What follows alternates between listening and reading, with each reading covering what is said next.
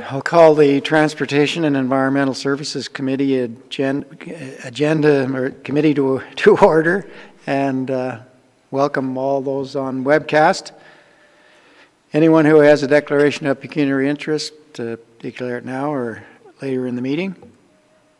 We have a fairly short agenda today. The first item is an action item. We have one, and 2018 Bruce County Municipal Hazardous and Special Waste Collection Tender Award. Brian? Thank you, Mr. Chairman. We're glad that we've got Carrie Meyer with us to assist us, if necessary, on this report. I'm also expecting Jerry to join us, Jerry Hahn, Operations Manager, and Sherry Dillon, actually, to join us as well, Office Manager. The thought would be timely to sort of talk join at this meeting to see how we proceed and whatnot, and to offer some assistance if required. So first item is, as you're aware, the department oversees a strong program of the collection of MHSW. We had budgeted this year for a variety of collections. Carrie had talked to a number of the municipalities that matured a schedule much like the one that was in your package. This one has expanded a wee bit from last year. Last year we had identified that the larger collections were extremely rushed and they weren't compatible with trying to do a large collection and then do a smaller collection associated with it. So the larger collections are generally standalone, and they've created a couple of more collection dates of which we naturally have to compensate for. So in the tender was let. We've seen the results. The results, as indicated, are a little greater than our anticipated budget. So we require approaching you to ask your indulgence and to identify that we do have a reserve and ask that we use funds from that reserve in order to accommodate the 2018 collection. And we ask for the special meeting because we want to release this information as soon as possible so it can go in tax notices and it can be go out to the public and the local municipalities. They're asking about when the collections would occur. So, Mr. Chairman, that brings us to our recommendation. Okay, thank you, Brian. You can, the recommendation is before you. I will read it. That tender RFTBCH-18-05, 2018 Bruce County Municipal Hazardous and Special Waste Collection in the amount of $196,571 be awarded to FOTEC Environmental Solutions Incorporated, and that the additional budget requirements of approximately $30,000 for the environmental waste diversion contract maintenance budget be funded from the Waste Management Operating Reserve. Could I have a motion? Moved by Ann, seconded by Robert. Discussion. Mitch or Mike? Or Milt? Mitch or Mike or Milt? Milt. One tender, right? Yes, we did. Mind you, it's the same company that we've worked for Carrie for 4 years, I believe. Yeah. 4 years. And their understanding have been very cooperative and very fair. Do we go to tender?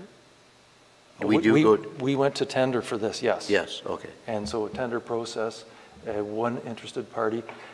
Carrie often explains to me, and I will look to her if I misexplain this, is that we direct the contractor that we hope that they can meet the schedule that we have attached. We don't kind of obligate them to meet the schedule, but we have this as the target because we can't go and say, okay, you have to meet the schedule, and then some of the contractors are unable to meet it because of other commitments. So what we do find is once you've got an envelope with a contractor, you know, you've had that envelope last year. Mm-hmm. So they generally have that envelope open.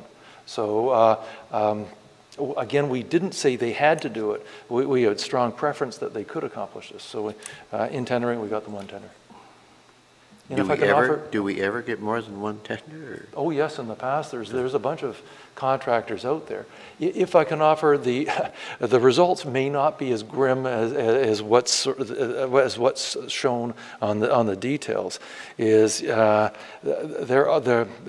again, it oscillates substantially between what we anticipate we collect and what we collect. And there's often a lot of product that comes in very small amounts. And it's not full barrels, it's partial barrels, and we do pay a modest amount for a very, let's say a part barrel. I think we call it a lab pack. So there's smaller containers. But in the tender, we actually went to full lab packs, full barrels. So there is the potential that we collect and will pay differently than we anticipate. But the industry has changed a wee bit. Propane tanks and oil costs have changed dramatically in the industry as well. And if you wish much more technical and more informative, I will look elsewhere. Oh, I see. Are there any other questions? Paul? Brian, you mentioned in 2018 we have 2 more collection dates or sites, and is that the 2 on the bottom, or what locations are we going to add? And is it a second or third trip back to the same location? Mr. Chairman, I am going to have to ask for some. I'm going to have to ask for some assistance on this one. The actual locations and the number of events are the exact same as previous years. What we actually ended up doing was for the events that were quite busy, so we used to do a Mildmay event in the morning and then pack up and go to Kincardine for the afternoon. We did the same with Paisley and Southampton. They used to be 2 events on one day. What we've actually done is extended them so they each have their own day. So you'll see Paisley, we're actually there for a longer time frame now. And then we go to Southampton on a separate day for a longer time frame as well. And the same happened with the Mildmay and Kincardine event. It allows a longer time frame, and it also allows a more ideal time frame. We used to be going to different communities in the afternoon, which you may not see as many vehicles or the public come out to those. So there's no real increase in the actual number of events, just increase in the number of Saturdays that the events are actually offered. Thank you. Okay, are there any other questions? You've heard the recommendation. All those in favor? Opposed? Motion is carried. Okay, Brian, we'll go down on the agenda to the information items, and the first one is the flooding and the bridge in Chesley. Thank you, Mr. Chairman. Yes, we're all aware of what transpired last week as the rains and the snow melt. We had a variety of impacts on our roads, not all actually on bridges, and not all that occurred that week. Jerry was explaining to me that just in the last 2 days we've encountered a pipe that required replacement on County Road 33. The road was closed yesterday for replacement, and I believe closed overnight last night as well, and was cleaned up today and reopened today. So yes, we're enduring other impacts as we saw a lot of water actually move through the systems.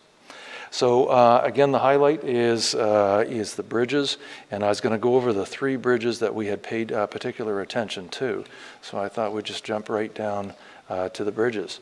On County Road, Old County Road 27, which is now the 6th of Erin in Invermay, we have a single lane truss bridge that's load posted, 1 lane, and that's what we saw. And we realized that we were uncertain of the water levels, what they were going to do, so we closed that bridge. It required inspection on a Saturday and then was opened on this Monday. So that was the Invermay Bridge. Is in Paisley, we eventually saw the water as high as that, as the water on the Teeswater River Bridge in Paisley. This is looking south. The water's traveling to your left, and in the background you see the I'm trying to remember the name of that bridge. It's over the Saugeen River. This is the confluence of Teeswater and Saugeen. I'm momentarily forgetting the name of that big bridge that's over the Saugeen. Actually, good. There's 5 bridges in Paisley. It's not Forster's. George Grant Bridge. Sorry, Mr. Warden, I had forgotten that name, and how could I? That's the bridge over the Saugeen in the background. Actually, we were monitoring with Saugeen Valley Conservation Authority, and the concern, Mr. Chairman, is upstream of this was that type of stuff. That's on the Saugeen. There was something similar on the Teeswater. So we were, Saugeen Valley passed on to ourselves, our people were involved, Jerry was up, we're with drones, that was taken by a drone, and we were uncertain on how that would break up and what would happen.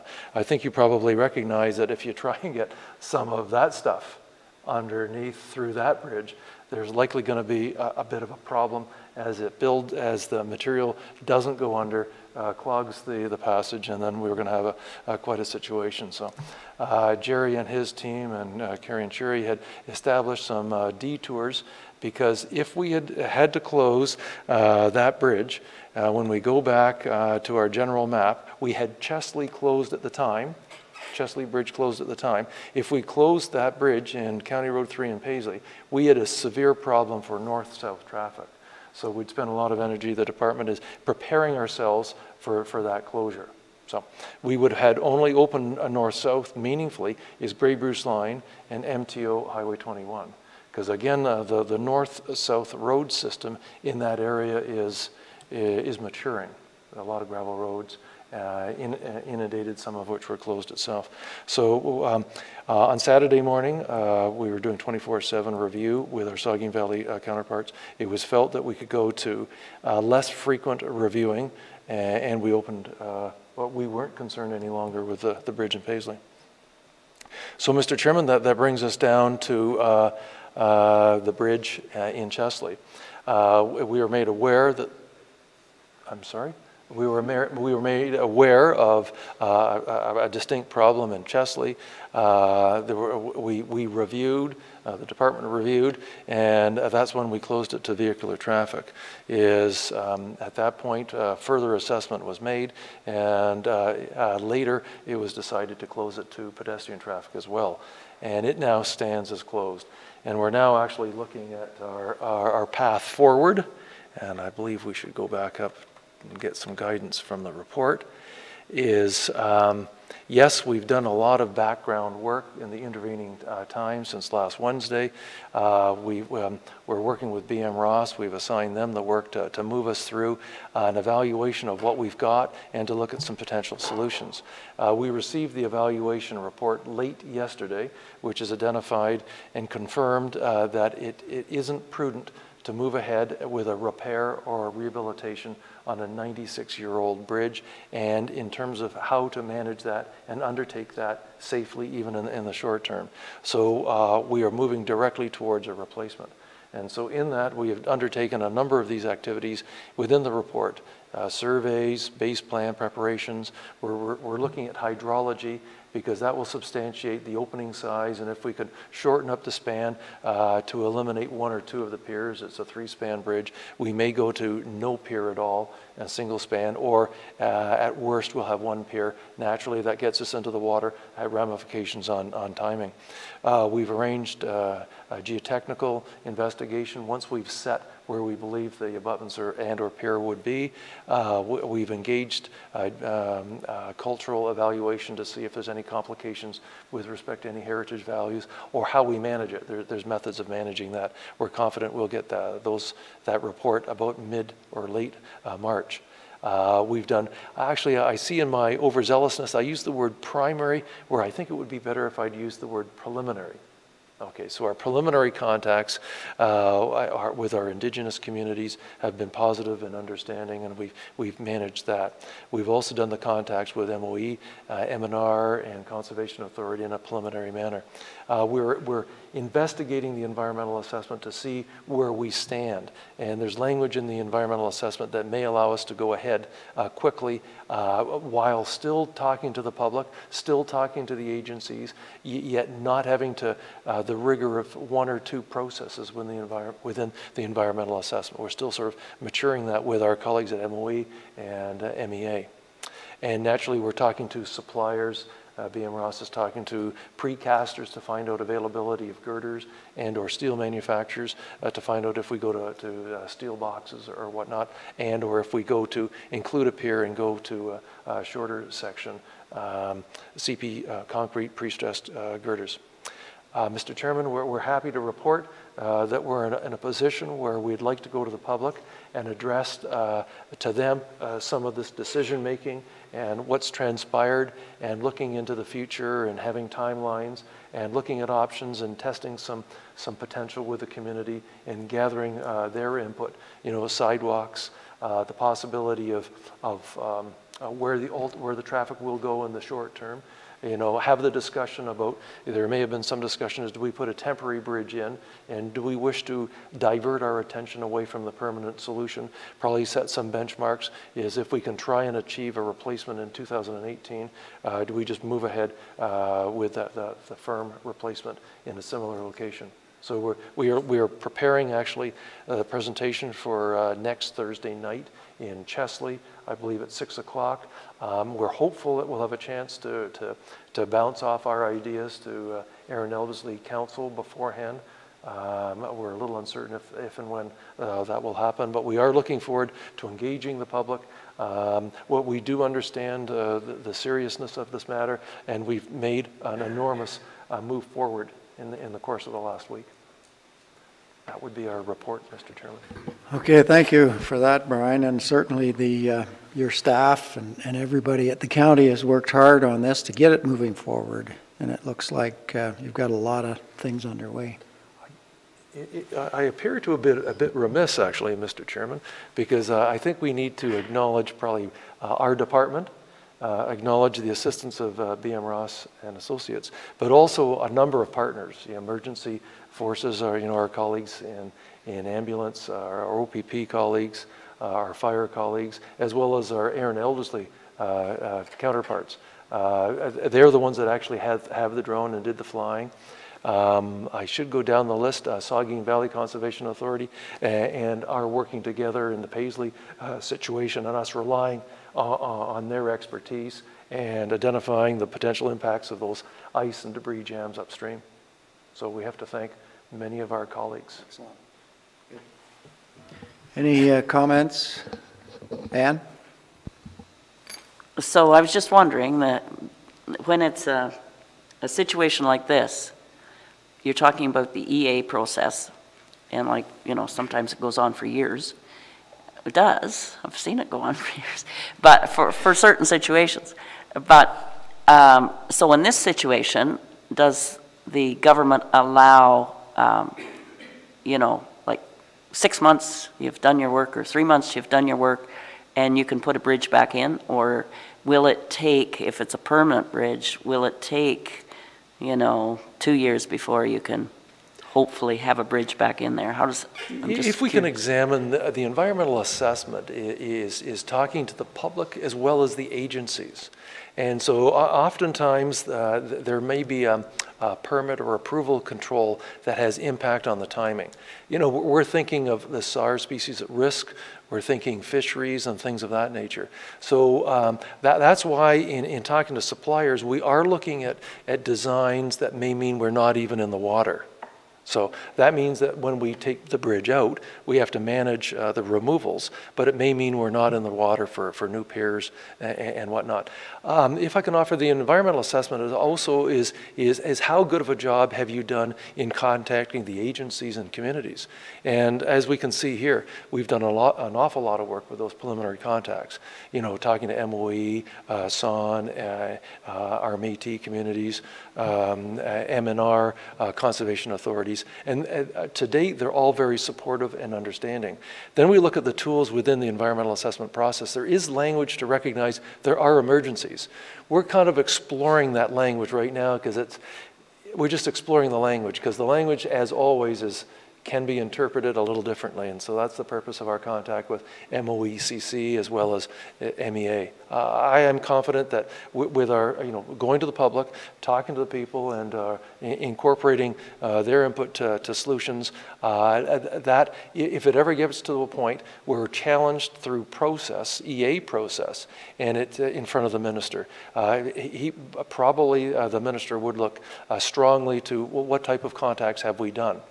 And the significance of the request or the concern that's expressed to them, and having to balance that with trying to move ahead as quickly as possible for a resolve.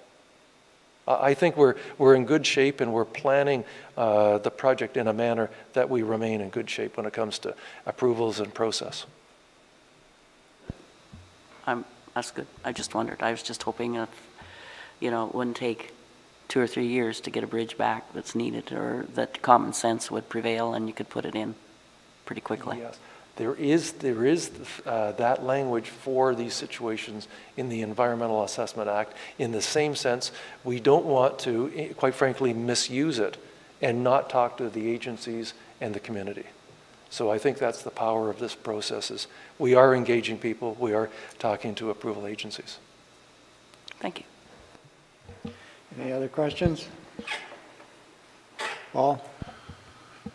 So this unfortunate occurrence, just addressing Chesley, because Paisley's under control, is created a lot of extra work no one was expecting of starting next Tuesday morning, and Brian's touched on thanking some of the staff, but I too want to thank Jerry and Super Sherry was manning the fort along with the other ladies as well. And these folks were working around the clock. You couldn't have asked for a better service, no matter what you did. Over at the Paisley thing, they were there for about 3 nights right around the clock. So and the Saugeen Valley was in there doing a fantastic job. BM Ross sent an individual up. One of their gentlemen was on holidays, and the engineer was supposed, I think, on holidays. I really never got to the bottom of where the hell he was, but he phoned in every morning. We had good conference calls. I think, Dave, you were kept up to speed, and Kelly was in Ottawa joining us every morning and every evening. So I hope we're going to move forward with a bridge replacement expeditiously as possible. And if someone's got, I guess we really haven't come out and asked County Council or the Highways Committee for that unexpected expenditure, but if anyone has an issue with it, I wish they'd speak up, because otherwise I think the game plan is to move forward as quickly as possible, Dave. And that's what we're communicating in Chesley, and I'm very pleased that you're going to have a public meeting then next Thursday night at the Chesley Community Center at 6 o'clock. Brian and hopefully Jerry and staff, and hopefully Kelly can be there, and to explain to them. It's not just the Main Street businesses, you know, there's folks on the north side that need to get to the bank or to the drugstore or get their groceries. I know that the main grocery store is arranging for delivery, the drugstore is arranging for delivery, but the bypass maybe in the summer, thanks to the County of Bruce, that, and I must admit there was a couple of us in there in Ellerslie that questioned what the heck you're building that McClure Bridge for, but there's an opportunity to say, Brian, I told you so, that was the thing to do, as it was the right thing to do. So that bypass is still quite a bypass in the winter months, but at least it's close, and we have some footbridges there. So as long as we're working, and I'm fully convinced that the county staff is working as quickly as possible to work through it. Mr. Smith was involved with as well, Kelly, and did a great job. So people have stayed quite calm in Chesley so far. They have some questions and I think some suggestions that they'll probably make next Thursday, I hope. And maybe we need to look at a small shuttle bus or a transit service a few hours every other day or something, and we're in pretty good stead to be able to do that without a large cost, in my opinion, in that Smart Aaron Ellerslie is a part of Smart Transit, and they could do some time there, and we could do, you know what, I don't think it's a matter of cost at this time, it's a matter of being able to accommodate the folks getting downtown, because the downtown people have been patient so far, but so I think that meeting is very important, and if other than thanks everyone for taking this matter very, very seriously, I don't think there's anything else I can say at this time, do you? Okay. Thank you, Paul, for those comments. I think they're echoed by all of us as far as thanking all of those that were involved, for sure. Brian? Thank you, Mr. Chairman. Actually, I sallied down the path of thanking for support and whatnot, and I may have forgotten CAO Kelly and her assistance last week in reining the troops in and providing some assistance. And that's always never a very good thing when you leave one or two people out, and I may have left out David Smith as well. If I can offer, there is some hope for financing. I know David's investigating if there's any emergency financing. He's looking down that path. Otherwise, we do recognize 2018 is a very strong year for bridges. We got the Mill Creek Bridge underway. We've got McCurdy Bridge underway. If there's any comfort, the department had included the entire allotment of McCurdy Bridge into 2018, and it will not occur.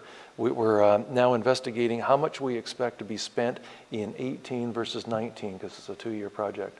So we have some hope for financing, and I think it's fair that when we go to the community next week that, and Mr. Warden, I think it's fair to say that we need to move forward with this this resolve, and financially we'll be prudent, but and we're going to have to come up with plans on how to accommodate that. But we will be having those plans, and we want to be doing the right thing and getting the community back on track with that interconnection. Yes, certainly it's number one priority. Anything further from council? If not, our next meeting is March the 22nd, and I'll call for a motion to adjourn. Robert and Ann, all in favor? Opposed? Carried. Thank you.